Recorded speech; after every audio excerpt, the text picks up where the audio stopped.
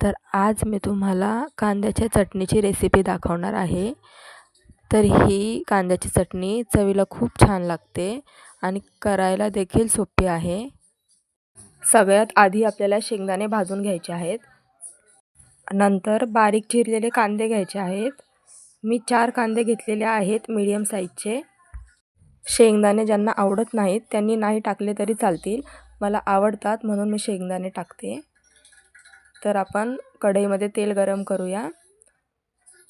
तेल गरम झाल्यावर त्याच्यामध्ये जिरे मोहरी टाकूया। जिरे मोहरी चांगली तडतडली की त्याच्यामध्ये कांदा टाकायचा आहे।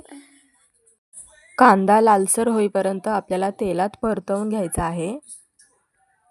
आज माझी खूप इच्छा झाली होती चटणी खायची, त्यामुळे मग मी बनवायला घेतली लगेच आणि म्हटलं की तुम्हाला पण रेसिपी शेअर करूया।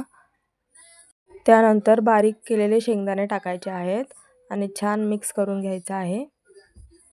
चवीनुसार मीठ टाकायचं आहे आणि सगळे मसाले टाकायचे आहेत।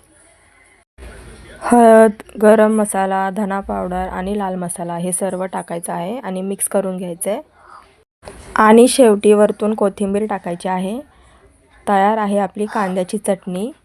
बघू शकता तुम्ही किती छान झालेली आहे। नक्की करून बघा आणि मला कमेंट करून सांगा